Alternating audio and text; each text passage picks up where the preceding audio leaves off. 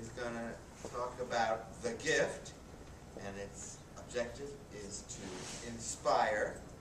It's 7 to 9 minutes, and Tom lives in Coral Springs. Let's have a big hand for Tom.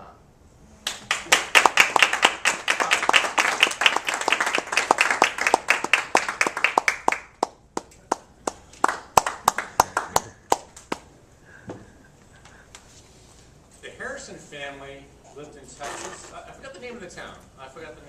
Texas. It's a little small town in the northern part where it gets kind of cold like it is in here. And they had 2 daughters. The parents, I forget the name of the parents. I hope I remember the story.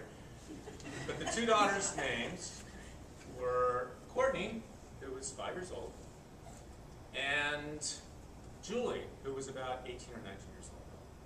And Julie's dream was to be a veterinarian. She loved animals for her entire life. She just always loved them. And she was she was getting ready to attend Texas Tech, or one of the colleges there, to learn how to be a vet. And Courtney, her aspiration was to be a nails girl. She just loved doing nails. When they went to have their little kindergarten conference at the school, all the other kids wanted to be doctors, lawyers, firemen, whatever, but she wanted to be a nails girl. And everything was wonderful until crash!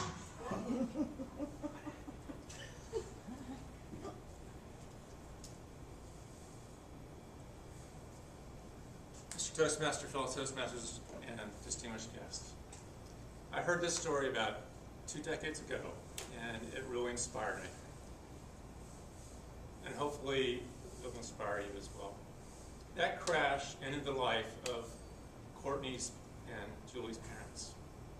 Apparently there was a drunk driver that went into their lane, and they did not have airbags, and they died on the scene. Courtney and Julie had a big decision to make. She was only 19 years old. She just went to college to take on her dream, to be a veterinarian. And there was no one to take care of Courtney. They didn't have any family members nearby. There was no one to be trusted. So she had to decide whether she was going to take care of her 5-year-old daughter, a 5-year-old sister, or move on into her school. And she decided that she was going to go back to her town in whatchamacallit, Texas, and take care of Courtney. And she took up 2 jobs. She first worked at a legal firm as an administrative assistant. She also had another job in some of the evenings where she was a waitress in the local diner. And they lived relatively modestly. They made ends meet. They lived in an apartment in town. And when she was working, there was a neighbor that took care of Courtney when she wasn't in school and that sort of thing. So it all worked out pretty well. And they really enjoyed each other. It was just the 2 of them. They would go to get ice cream on Sundays, and they would go to the park and that sort of thing. And one day, they dropped by. There was a jewelry store that just was around the corner from their apartment. And there was a new display. There was this beautiful necklace in the display. And the necklace had all these diamonds on it. And that Julie just stopped, and she looked at that necklace, and she said, "Wow, isn't that a beautiful necklace?" And they just gazed at it, Julie and Courtney, and they just looked at it, and they just looked at this beautiful necklace. And it's kind of the Texas sun kind of just gleamed on it. It just kind of sparkled, and everything was just nice. They just sat there and admired that necklace. And they would periodically go and look at it. And Courtney was thinking, my sister's been so good to me. I'd love to get that necklace for her. She was just thinking to herself. So she decided on her own, she's only 5 or 6 years old now, that she was going to save some money.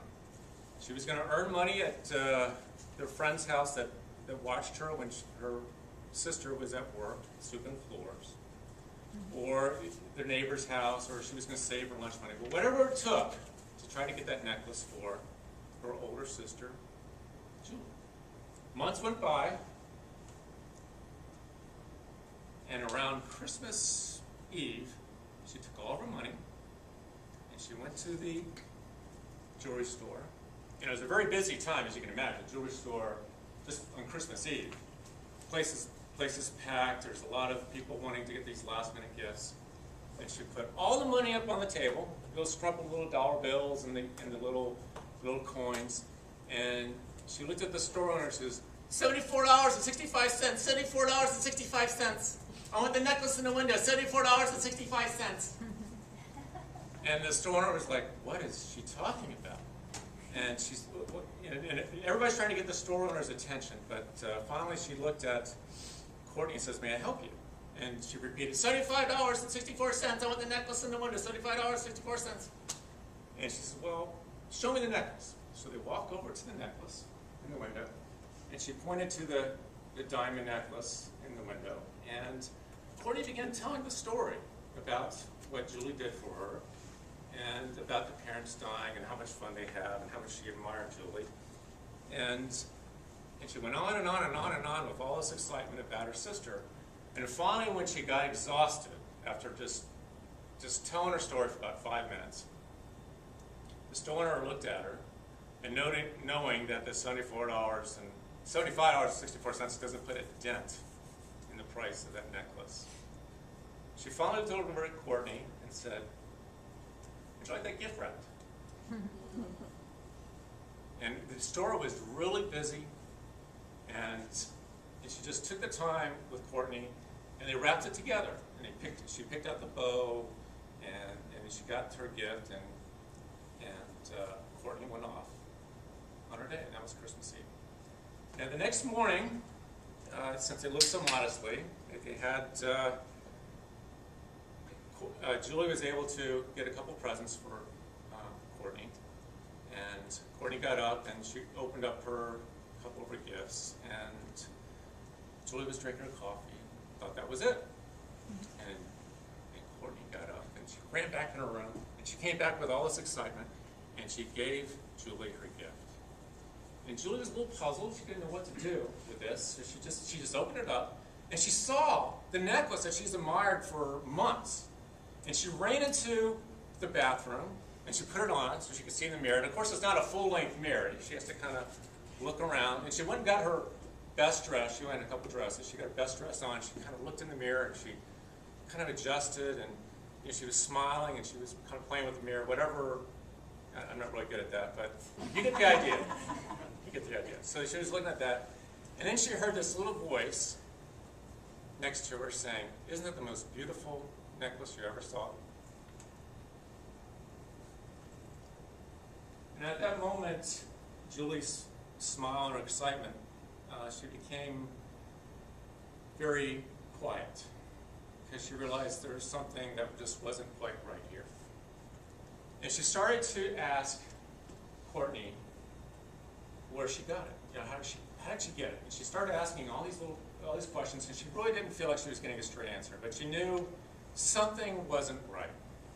So she took the necklace off very slowly, and she put it in the box, and she thanked her sister Courtney for the necklace.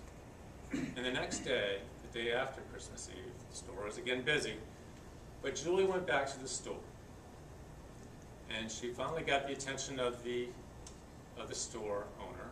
Of course, everybody's resizing their rings and doing all the other things that people do the day after at Christmas. And she says, I'd like to return this necklace.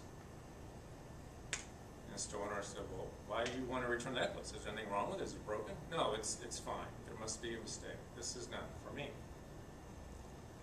And the store owner says, well, there was a young lady named Courtney that purchased this necklace just a couple days ago. Are you Julie? And she said, yes. And they talked a little bit. And she says, well, no, this is not right. I'm here to return the necklace. It's not for me. And she said, well, she bought it for you. And Julie responded, what could she possibly give you for this necklace? And she responded, she gave everything she had.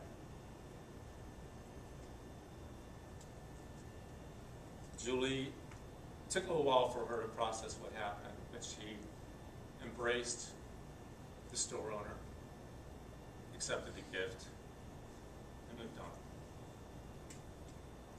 That was a story I heard 20 years ago. I haven't forgot it. I did remember it today. It inspired me in these tough times and that we're experiencing today, and hopefully it inspires you. Mr. Ghostmaster.